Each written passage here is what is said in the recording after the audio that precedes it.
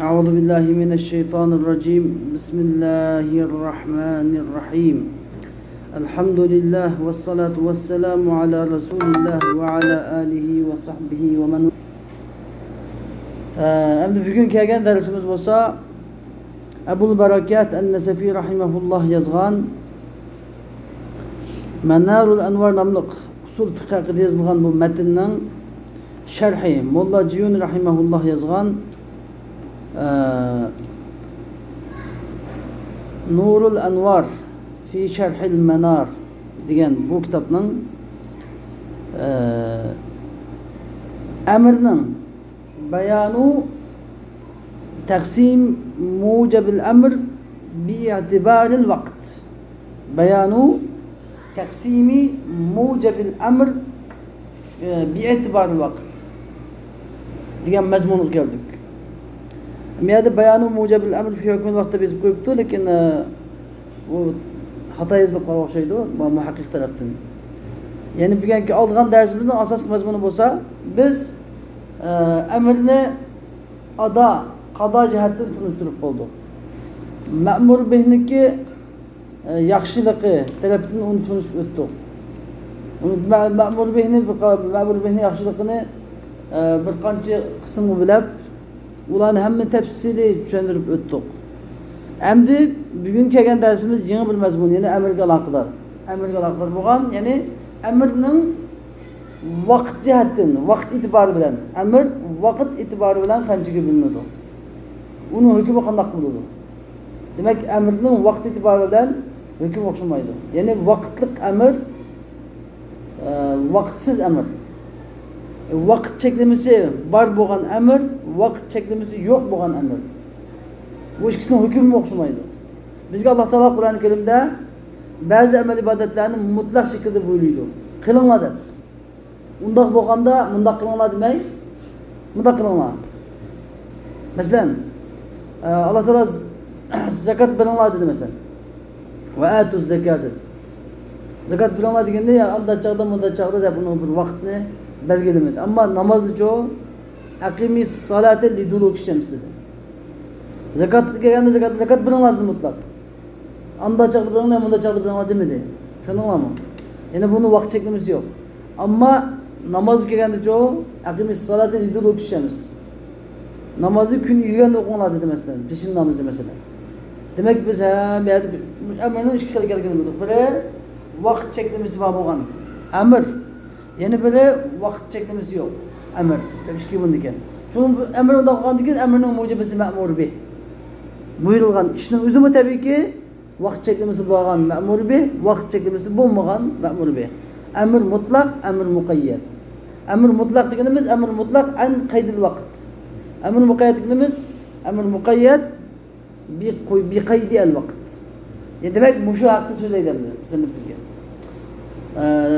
Ash-Sharih rahimahullah, Molla Jun rahimahullah deydiki, ثم لما فرغ المصنف عن مباحث حسن المأمور به وملحقاته شرع في بيان تقسيمه إلى المطلق والمؤقت. Yani ondan keyin, yani musannif rahimahullah bizga ma'mur bihning yaxshiligini va uning qismlarini bayon qilib bo'lgandan keyin musannif ma'mur bihning yaxshiligining mabhaslaridan va mulhaqati degan va uning qo'shib etilgan, uning qo'shimchalarining mabhaslaridan farq bo'lib baqa bo'lib sharafi bayoni taqsimihi degan ma'mur bihni mutlaq va muaqqatga taqsim qilishning bayoniga shuru qildi degan tamshaldi. Shunga kelishib ketdi. Ma'mur bih mutlaq va muaqqat deb ikkiga bo'linadi deydi. Faqala musannif rahimahulloh bunda dedi. Endi Abul Barakat an-Nasafi rahimahulloh va matn val amru naw'ani mutlaqun anil vaqt. Amr ikki turlik bo'ladi dedi. Abul Barakat an-Nasafi amr naw'a ikki turlik, ya'ni nima jihatdan istisno qilib ya'ni min haythu al-vaqt. Tushundingizmi? Min haythu al-vaqt. Vaqt e'tibori bilan amr ikki turga bo'linadi. Bu shuni nima deb ataymiz? Bir e'tibor degan gap pek muhim. Bu asosut taqsim deb ataladi. Asosut taqsim. Bu asosiy taqsimni bizga vaqtinglarda uni taqsim qilishni o'rganasizlar. Bo'lmasa Emir ikki turlik bo'ladi deb qo'yib, keyin birisi ado, birisi qado desak. Undan keyinidan emir onda bo'ldi deb Hasan deb gaplarni agar asos taqsimni bilmasak, hele anda bilsak, emir ikkiga bo'linadi deb. Emir ikki qism bo'ladi deb bir gapni qilsak, undan keyinidan yana emir ikki qism bo'ladi deb bir gapni qilsak, sizlar tushunmaysiz bu zot qanday gapdir. Bu tushunish uchun qanday qilish kerak? Ha, bi e'tiborat. Min haysiyat. Demak, asosut taqsim, shu taqsim qilishning asosi nima? E'tibor. Ya'ni biz vaqt e'tibori bilan amr ma'mur bi bilan vaqt bilan bu aloqasiga qarab turib ikkiga bo'lamiz. Bo'lsa mutlaqun anil vaqt, ya'ni bir muqayyad bil vaqt. Mutlaqun anil vaqt, ya'ni bir muqayyadun bil vaqt. Ambara vaqtdan mutlaq bo'lgan gap, ya'ni vaqt cheklimasi yo'q bo'lgan amr. Vaqt cheklimasi yo'q bo'lgan amr. Qachon adoqsi bo'ladigan yana degan.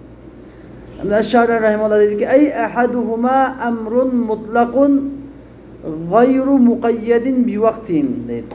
Ya'ni u ikkisining biri mutlaqun anil vaqt degan alla val amru nawani mutlaqun anil vaqt deganni davatdagi musannif hozir sharih ahaduhuma degani balki mutlaqun anil vaqt deganniki va bu mubtada mahzuf davat. Mutlaqun anil vaqt ahaduhuma mutlaqun anil vaqt degani ma u xabar mubtada mahzuf davat. Ahaduniki mubtada qasid ise ahaduhuma. Yani u ikkisining biri navan degandan keyin ikki turlikdir. Mutlaqan vaqt degani u ikki turlikning biri, u ikkisining biri vaqtdan mutlaq, vaqt cheklimasi yo'q. Amrun mutlaqun g'ayru muqayyadin bi vaqtin. Ya'ni nima degan gap desa? Mutlaq amr degan gap, ya'ni vaqt bilan qaydlanmagan. Vaqt bilan qaydlanmagan. Ya'ni andoq chaqda qilinglar, mundoq chaqda qilinglar, andoq vaqtda qilinglar, bu vaqtda qilinglar deb nima yo'q. Qayd yo'q. Texmi bak bizga musannif texmi bak aniqlab yafutu bi fawtihi da'watu. Endi sizlarga ma yafutu bi har bir qayd muhim, amat intayin muhim ma ta'rifniki. Ahaduhuma deganda bizga shaylab berdi, ma azf qilingan deb. Mutlaqun an vaqt degan gapning shaymisi bor, hammasi bor. Mutlaqun an vaqt degan gap, ya'ni ahaduhuma amrun, mutlaqun degan nima? Sifa deydi. Sifa nimasi? Mahzuf al-mawsuf. Mevsuf qilingan asası emrun mutlaqun degan. Ahaduhuma emrun mutlaqun. Anil vaqt deganni g'ayru muqayyadun bi vaqt deb aytamiz. Mutlaqun anil vaqt deganni g'ayru muqayyadun bi vaqtin deb nima qildi? Sharh qildi. Vaqt cheklamasi yo'q dedi. Endi yeni bir savol kelish kerak. Shu ham vaqt cheklamasi yo'q degandan keyin bu qanday gap bu? Har qanday bir faoliyatni biz vaqt bilan qilmasak qila olmaymiz. Har qanday bir ish qilamiz deyotganmiz, zakat bilan deymiz, nima? Chuqur bu vaqt bo'lish kerak bundan. Vaqt yo'q qanday ish qildi? Vaqtdan ayirib ish qilib bo'ladi deb bir e'tirozda bir qanday gap qilsa, shu chaqda bunga javob berib, yafutu bi fawti degan maqaytni qisib qo'ydi.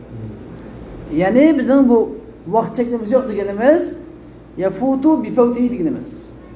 Ya'ni bi fawti degan vaqtning o'tib ketishi bilan yafutu degan gap amalning o'zining vaqtini o'tib ketadi. Shu vaqtning o'zi o'tib ketishidan amalning o'zi fawt bo'ladi. Degan yo'qaydi. Bu amalni qilish fursati qolmaydi.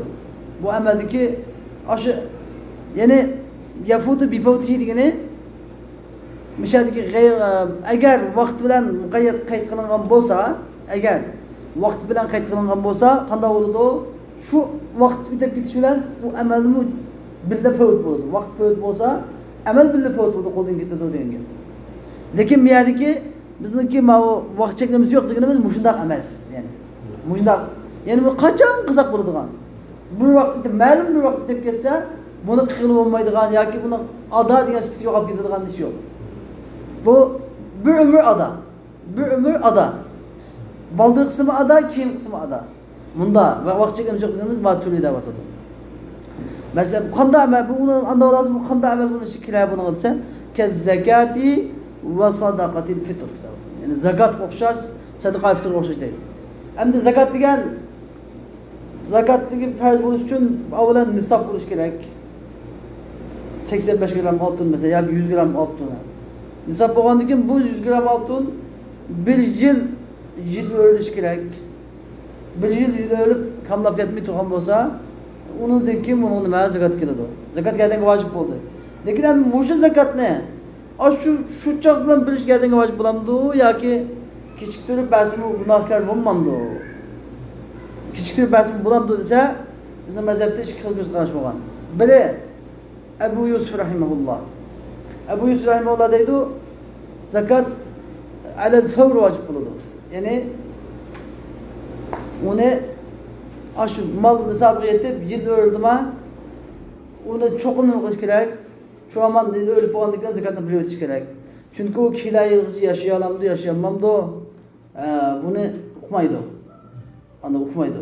Shuning uchun yana birga bir xo'jayinning birisi bolasini, nima deb xizmatkorni, sayyid masalan bizning abdiga isqini ma'an desa, meni bir suv bergin menga desa, u bola qopab oldimmi, o'tib qisqanda bo'ladi. Xo'jayin xafa bo'ladimi, xafa bo'lmamdi? Xafa bo'ladi. Xo'jayinga hurmatsizlik qilgan bo'ladi. Xuddi shuningdek Alloh taolo mening zakatni nisobi yetganda oylig'ini desa, uni oldirmay ayrilish qanday bo'ladi? Deb Imom Abu Yusuf darhol vojib bo'ladi deydi. Ya'ni demak darhol vojib bo'ladi deganda agar shu vaqtida ado qilmasa, shu yil esa nima bo'lgan gunohkor bo'ladi. Pul men nisobi yetgan vaqtida pulning malini zakatdan ayirmasa, nima bo'ladi? Gunohkor bo'ladi degan gap. Ammo Imom Muhammad rahimahulloh nima deydi desa, Imom Muhammad rahimahulloh ya u yajibu ala tarahi deydi. Ala tarahi degani ya'ni darhol pul malni zabit bo'lgandan keyin ham shartlarga hozirlab bo'lgandan keyin ham zakat ayirmasimi gunohkor bo'lmaydi demakchi. Tarahi degani keyingi kelish va kichiktirib bilish vojib degan emas. Yajibu at-ta'khir degan gap emas, la. Ya'ni agar kichiktirib bilsa gunohkor bo'lmaydi. La ya'samu bit-ta'khir degan bo'ldi. Ala tarahi degan emas, la ya'samu bit-ta'khir. Ya'ni kichiktirishdan gunohkor bo'lmaydi deydi Imom Muhammad rahimahulloh. Ya'ni musannif rahimahulloh mush mazhab bo'yicha so'zlayapti. Shunday Imom Muhammadning qavli bo'yicha so'zlayapti. Endi xo'sh, lekin Imom Abu Yusuf bilan Imom Muhammadning ikkisidagi ixtilof nada desa faqatlam gunohkor bo'lish, gunohkor bo'lmaslik masalasida. Ammo nima deb birdak qado yo'q. Qachon ado qilsa zakatni darhol ado qilsinmi? Ya o'lab qolajaqsa ado qilsinmi? Ish qilib o'rnisiz ado qilsa nima qilmoqda? Ado qilmoqda. Qado emas, shuningmi? Har kim shu. Faqatlam demak bir jihatini bilish ketadi. Kaz zakati va sadaqatul fitr. Endi mana masalan ikkalaniki ittifoqli kelgan bo'lsa, qanday Imom Abu Yusuf rahimahulloh deydi, qancha kichik degan taqdirdimi, gunohkor bo'lgan taqdirdimi, buni oxirida shu qachon ado qilsa bu ado hisoblanadi, qado hisoblanmaydi deydi. Imom Muhammad rahimahulloh shunda ado hisoblanadi, qado hisoblanmaydi. Mishada shu usulga ikkalandan ittifoq keladi. Shuning uchun mana bu shu vaqt cheklamasi bo'lmagan deganning ma'nosi shu. Shu qazoga aylanib ketmaydi degan jihatdan. Ammo gunohkor bo'ladi degan jihatdan gunohkor bo'lishi aniq. Kaz zakati va sadaqatul fitr. Sadaqatul fitr deganmi, shu bir odam sadaqatul fitrni agar bermagan bo'lsa, gadani qilaveradi. U yo'qolib ketmaydi. Toki bermaguncha gadandan tushmaydi, saqt bo'lmaydi sadaqatul fitr. Makruh, kichikroq makruh, lekin makruh bo'lgan bilan bu gadandan saqt bo'lmaydi. Sadaqatul fitr nima? Qachon bersin bu qazo bo'lmay ado bo'ladi. Ado sifatida ado bo'ladi. Lekin gadandan saqt bo'lmaydi. Endi fa innahuma da'vat musannif da'vat fa innahuma ba'da wujudi sababi bu ikkisi ya'ni zakat bilan sadaqatul fitr bu ikkisi ba'da wujudi sabab tepilib bo'lgandan keyin endi biz sabab deb narsa bor. Sababni sizlar tushunish uchun balkim bugungi darsimizda bo'lishi mumkin yoki kelasi darsda bo'lishi mumkin. Amrdagi vaqtliq amr muakkatda 4 qism bo'ladi. Shuningda sabab bir sabab, vaqtning sabab bo'lishi, bir vaqtning zarb bo'lishi, yana bir vaqtniki vaqtning o'lcham bo'lishi, yana biri vaqtning shart bo'lishi deydigan yo'q. Sabab degan qanday narsa desanglar, sabab degan shu masalan namozniki vaqtining kelishi namozning sababi. Namozning vaqtining kelishi namozning farz bo'lishi nima? Sababi. Sabab zohir. Endi o'sha adamlar aytadi, fa innahuma ba'da wujudi sabab. Bu shu zakat bilan sadaqatul fitr sabab mavjud bo'lib bo'lgandan keyin zakatning sababi nima, sadaqatul fitrning sababi nima? Ay milkil mali va ra's deydi. Bizda lafni nashi murattab qoidasi bo'yicha. Avvalan sizga fa innahuma ba'da wujudi sabab deblar. Ay milkil mali va ra's degani laf nash murattab degan mana zakat va sadaqatul fitr. Fa innahuma ba'da wujudi sabab ay milkil mali va ra's degan gap. Bilasini mujmal keltirib uni keyin tafsilda bayon qilishni deymiz. Laf nash murattab qoidasi bo'yicha. Ay milkil mal degan molga ega bo'lish, ya'ni nisobga ega bo'lish, milkil mal. Nisobga ega bo'lish nimaning misoli? Zakatning misoli. Sabab. Zakatning farz bo'lishining sababi nima? Nisobga ega bo'lish. Tushundingmi? Milkil mal. Va ras degani kallaga ega bo'lish, kalla. Ras degani yana shaxs. Bir shaxsga ega, bir jonga ega bo'lish. Jonga ega bo'lish nimaning vojib bo'lish sababi? Sadaqat fitr. Sadaqat fitr anasini qo'ziqni mushqa tushgan balaga yadanga vojib bo'ladi. Bir jon bo'ldi-da, bir kalla degan gap, bir bosh degani ya'ni bir jon. Demak, bu yerda bu ikkisi nima ekan? Nimaning sababi? Zakat bilan sadaqat fitrning sababi, zakatning sababi nisobga ega bo'lish. Nima uchun? Sadaqat fitrning sababi jonga ega bo'lish o'yin ichilik. Xo'sh, endi va sharti degan gap va ba'da vujudi shart degan bo'ldi men aytib tushunammi? Va ba'da va sharti nima gapfi? Vujud g'atfi. Ya'ni va ba'da vujudi shart degan bo'ldi. Va bu ikkisi, ya'ni zakat bilan sadaqat fitr ikkisi sabab tepilib bo'lgandan keyin, ya'ni milkil mal va rasni iborat va shart tepilib bo'lgandan keyin, ya'ni endi zakatning farz bo'lishi sharti nima? Sadaqat fitrning farz bo'lishi sharti nima desa, uni savol nima? Shart degan boshqa. Shart bilan sabab o'xshamaydi bizga. Ay havalanil hawl. Zakatning farz bo'lishining sharti nima? Yilning aylanishi. 1 yil o'tish.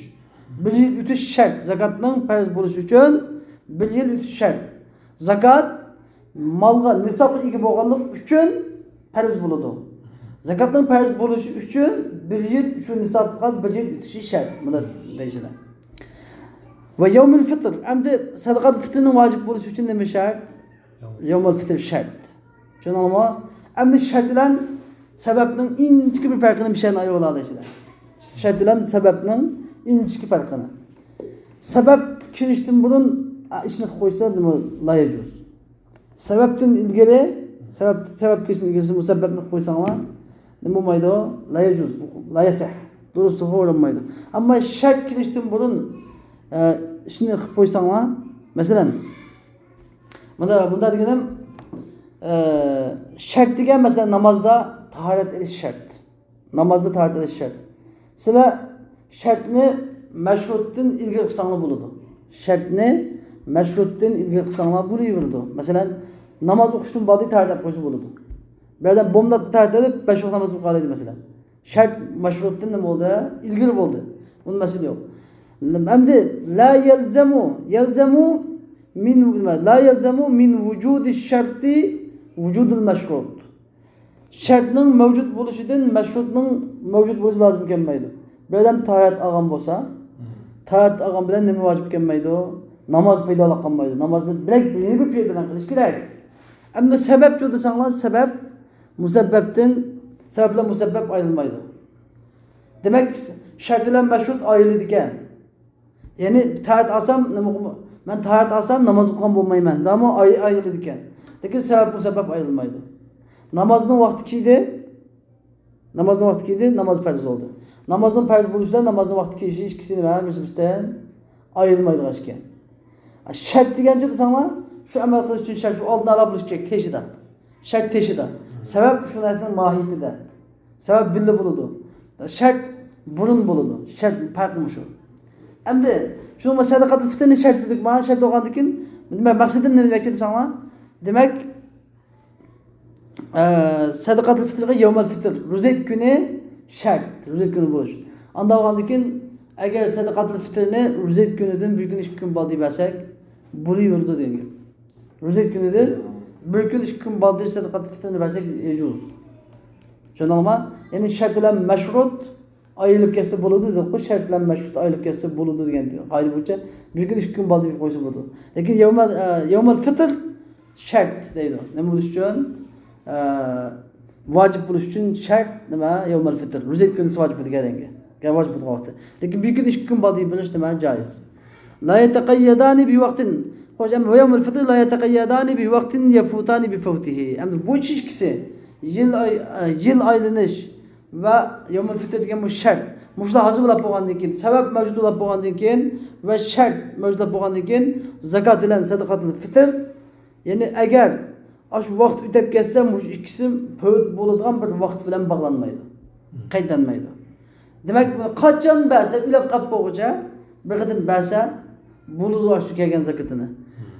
Bal kullama uddiya yakunu ada'an la qada'an. Demak, cho'g'ini, ya'ni kullama degan har qatim demak, ya'ni qachon demak endi? Mata degan ma'no so'zim buni. Qachon ado qilinsa bu, qachon ado qilinsa Yekunu ada buludu. Qada emas. Nima dedim o?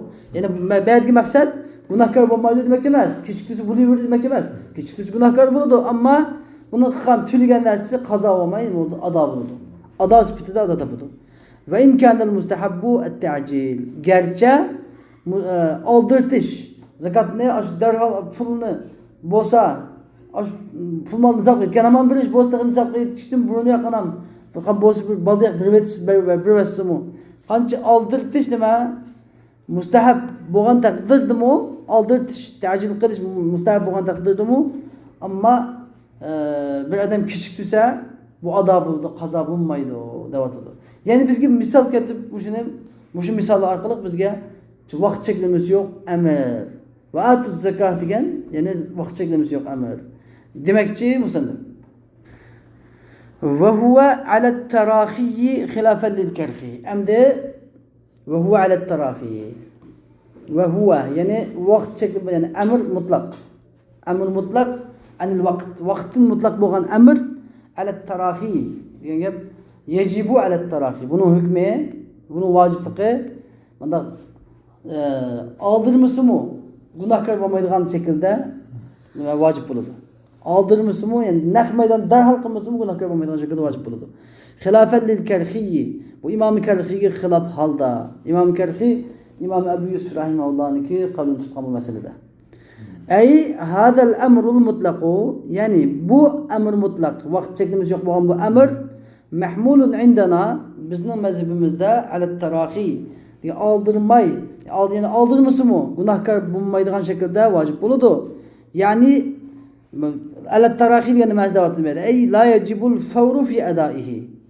Bunu ada kılışta derhal yani onu derhal ada kılış vacip olmaydı. Derhal ada kılış vacip olmaydı.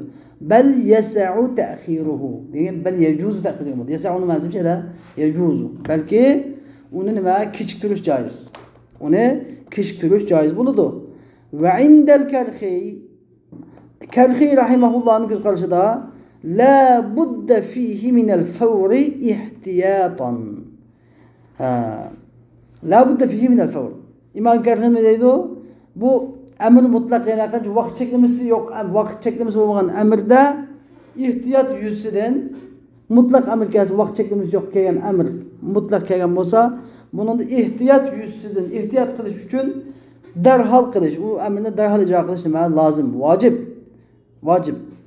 Nemişka ihtiyatlaydı çünkü adam ilap kılış mümkün. Bugün pulmeli nisabı yetti. Zekatın arvası arvadı. Arvamıza et ilap kaldı. İlap kaldı günahkar oldu.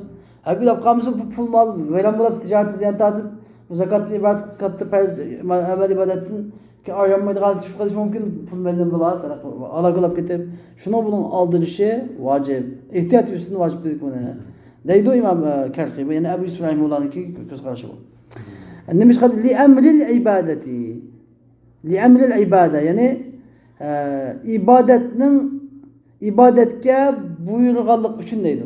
Li emril ibadeti yani Allah Teala ve atuz zekat yapıp ibadet kılınma da buyurganlık için bu huddi bir kul seyyidin birisi ke seyyidin iza kâle li abdihi iskini ma'an bir hocayın özünün kuluğa bana su bergen dese o kul derhal su berse nima qilgan bo'ladi xo'jayiniga itoat qilgan bo'ladi aldırma işlerini qilib o'tib ondan su berse xo'jayini rozi bo'lmaydi undan xuddi bunga o'xshash da'vat edi endi bima'na annahu ya'samu bit-ta'khir ammaning ma'nosi da'vat edi buni xato tushunib qolgan ma'no da'vat edi nedir buning ma'nosi ya'ni kichikirish bilan gunohkor bo'ladi degan ma'noda deydi kichikirish bilan gunohkor bo'ladi degan ma'nodan la bima'na annahu yasiru qadiyan yani bu yerdeki demek ki oğlumuz bunu küçüktürse bu kaza kılgan buludu yani ada kılmay kada kılgan buludu diyen manada emas yani günahkar buludu o küçüktürse günahkar buludu diyen manada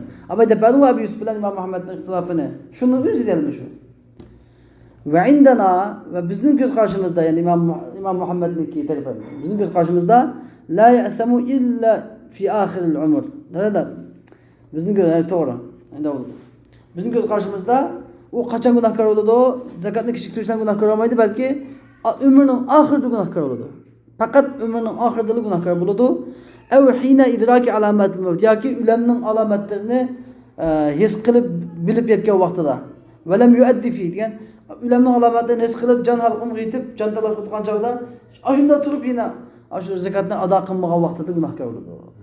Ha bir odam masalan umri oxiriga yetibdi, endi zakatni ado qilmagan bo'lsa gunohkor bo'ladi. Yoki bir odam endi bir mashina cho'qib o'tibdi, yo bir qattiq erga sallab qolibdi masalan, yosh turib masalan.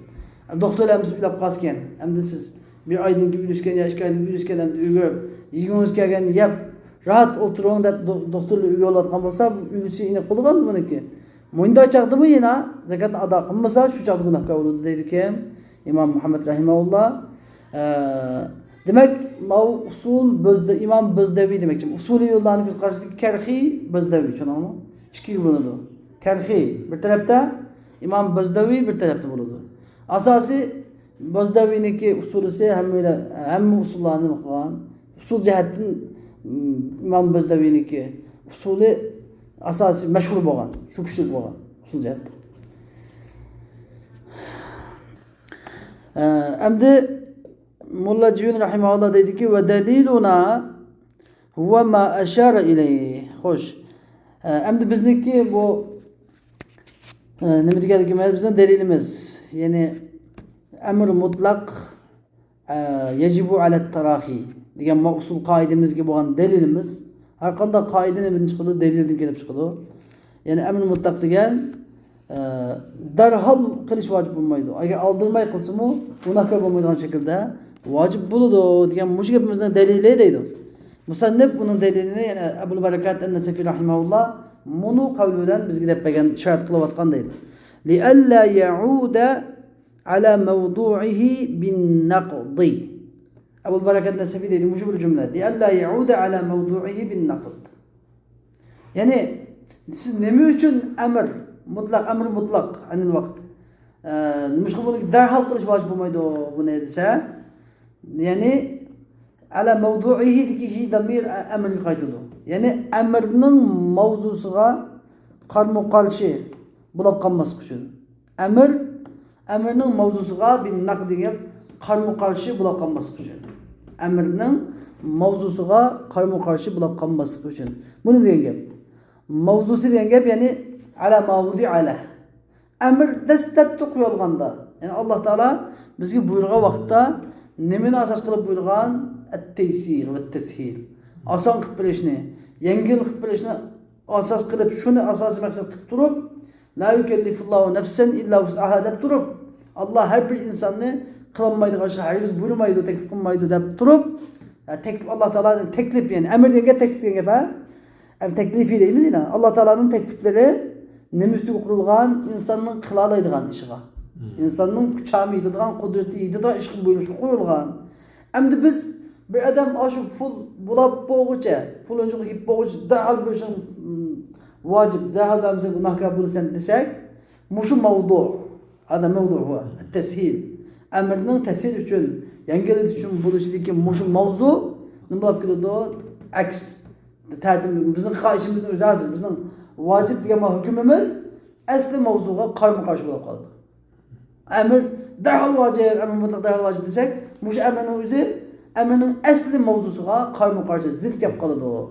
Shuning uchun biz buni amal qilib yo'l izlab, yo'l bo'lsa taraxiga vojib bo'lganimiz yaxshi deydi. Musannif sharh deydiki, ya'ni mavdu'ul amr al-mutlaq, ya'ni mavdu'uhu degandagi damir amrga ya'ni amr mutlaqning mavzusi kana huwa at-taysir va at-tashil. U osonlashtirish va yengillashtirish edi. Bu. Falau kana mahmulan, agar bu amr mutlaq alal fawri darhal ijro qilishga hamla qilingan bo'lsa edi, la'ada ala mawdu'ihi bin naqdi degan gap la sara degan bo'ldi. Adani ma'nosi nima? Sara degan ma'noda. Ya'ni bu amr mutlaqning mavzusiga qarama-qarshi bo'lib qolgan bo'ladi. Aynan qarama-qarshiga aylanib qoldi degan gap adani gap sara. Yani aylandi, o'zgardi, bo'lib qoldi deysizlar. Yani ve yakunu munaqidan lil mavdu. Yani texmi sizlarga ve yakunu atf tafsir qilib sizlarga tafsir qilib o'tadi. Yani munaqidan lil mavdu. Amr mutlaq mavzuga, amr mutlaqning o'zining mavzusiga qarama-qarshi bo'lib qoladi. Tushunammi? Nima demakchi? Qarama-qarshi bo'lib qoladi. Asli mavzu bundaq emas. Da'vatida endi mana bizga Musannif rahimahullah mush amrniki nima e'tibor bi e'tibor vaqt e'tibori bilan ikkiga bo'linganligini. Biri amr mutlaq, anil vaqt yana bir amr muaqqat deb ikkini so'zladi. Ana buni bilgan birinchisini so'zladik. Birinchisini amr mutlaqni, ya'ni zakatga o'xshash, nimaga o'xshash? Yani sadaqat fitrga o'xshash. Ama bunun hükmü nima ekan? Anda bir amr mutlaq kelsa, Qur'on Karimda vaqt cheklanuvchi bir amr kelsa, bunun hükmü agar muqayyaddan bo'lmay, mutlaq shaklda kelgan bo'lsa, amr vaqt e'tibori bilan buni nima hukm berdi ekan? Yani tarahi bilan, yani kechiktirishi gunoh bo'lmaydigan darajada. Yani texmi uch qilsa, yani buni qachon qilsa ado shaklda. Qazo shaklda emas, ado shaklda bu qoldiqani. Bizga musallim birinchi qismini tushunib o'tdi. Alloh xohlasa kelayki darsimizda ikkinchi qismini olamiz. U bo'lsa amr muaqqat, muqayyad. O 4 qism bo'ladi, biraz murakkab inshaalloh. Uni keladigan darsimizda olamiz va axiru da'vana anil hamdulillahi robbil alamin.